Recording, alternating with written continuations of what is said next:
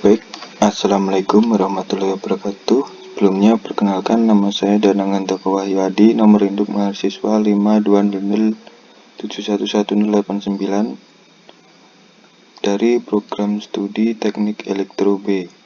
Di sini saya akan mempresentasikan tentang sensor berat atau load cell. Pengertian: sensor load cell merupakan sensor yang dirancang untuk mendeteksi tekanan atau berat sebuah beban. Sensor load cell umumnya digunakan sebagai komponen utama pada sistem timbangan digital. Contoh lainnya diaplikasikan pada jembatan timbangan yang berfungsi untuk menimbang berat dari truk pengangkut bahan baku.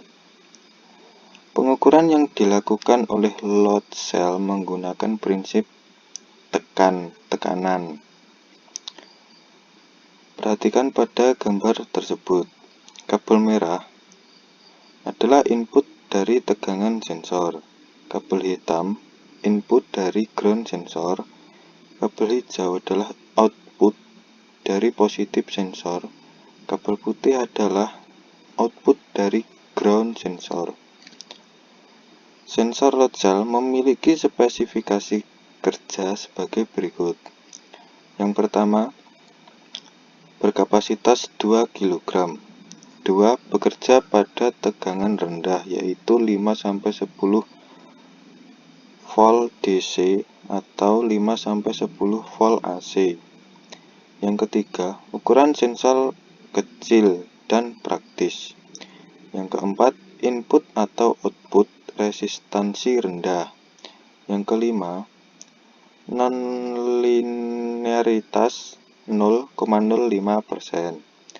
Yang keenam, range temperatur kerja minus 10 derajat Celcius sampai plus 50 derajat Celcius. Sistem kerja: selama proses penimbangan akan mengakibatkan reaksi terhadap elemen logam pada load cell yang mengakibatkan gaya secara elastis. Gaya yang ditimbulkan oleh regangan ini dikonversi ke dalam sinyal elektrik oleh strain gauge atau pengukur regangan yang terpasang pada load cell. Prinsip kerja load cell berdasarkan rangkaian jembatan Wheatstone berikut pada gambar. Strain gauge dan fungsinya. Strain gauge adalah sebuah konduktor yang diatur sedemikian rupa dengan pola zigzag dan terdapat di permukaan membran. Ketika terjadi peregangan membran, otomatis resistansinya meningkat. Strain gauge berfungsi sebagai sensor untuk mengukur berat benda atau barang dalam ukuran besar. Umumnya sensor strain gauge ini terdapat pada jembatan timbang atau timbangan truk atau truck scale. Secara fisik, strain gauge berupa grid metal foil cukup tipis yang melekat pada permukaan load cell. Akibat adanya beban di load cell, maka terjadi strain lalu ditransmisikan ke foil grid.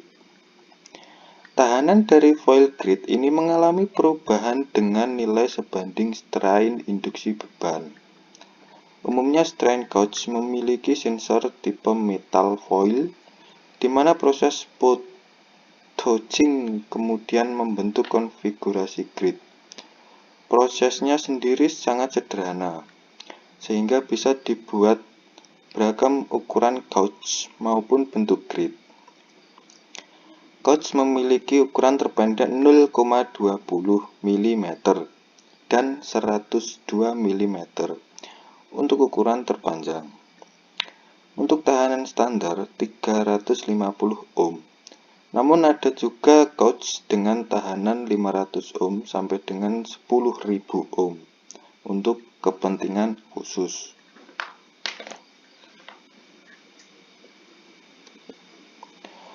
Jenis-jenis. Berikut jenis-jenis sensor dan berdasar penggunaannya. Yang pertama, akselerometer. Sensor akselerometer adalah sensor yang mendeteksi perubahan posisi, kecepatan, orientasi, guncangan, getaran, dan kemiringan dengan gerakan indera. Yang kedua, sensor cahaya. Sensor cahaya atau light sensor adalah sensor analog yang digunakan untuk mendeteksi jumlah cahaya yang mengenai sensor tersebut. Sensor cahaya analog ini dapat diklasifikasikan lagi menjadi beberapa jenis seperti fotoresistor, kadmium sulfid atau CDS, dan fotosil. Yang ketiga, sensor suara atau sound sensor. Sensor suara adalah sensor analog yang digunakan untuk merasakan tingkat suara. Sensor suara analog ini menerjemahkan amplitudo volume akustik suara menjadi tegangan listrik untuk merasakan tingkat suara. Yang keempat, sensor tekanan. Sensor tekanan atau pressure sensor adalah sensor yang digunakan untuk mengukur jumlah tekanan yang diterapkan pada sebuah sensor.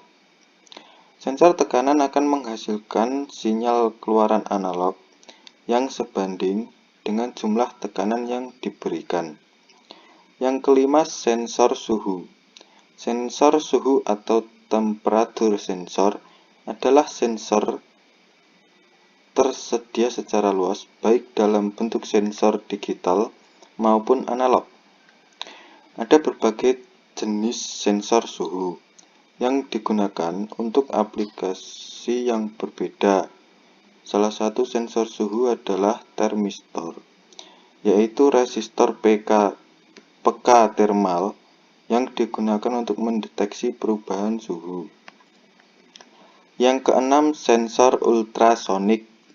Sensor ultrasonik adalah jenis sensor non-kontak yang dapat digunakan untuk mengukur jarak serta kecepatan benda.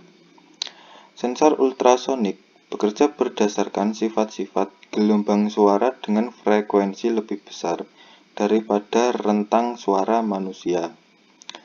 Yang ketujuh, sensor gyroscope. Sensor gyroscope adalah sensor yang digunakan untuk merasakan dan menentukan orientasi dengan bantuan gravitasi bumi. Perbedaan utama antara sensor akselerometer dan gyroscope adalah bahwa gyroscope dapat merasakan rotasi di mana akselerometer tidak bisa. Yang ke-8, sensor efek Hall.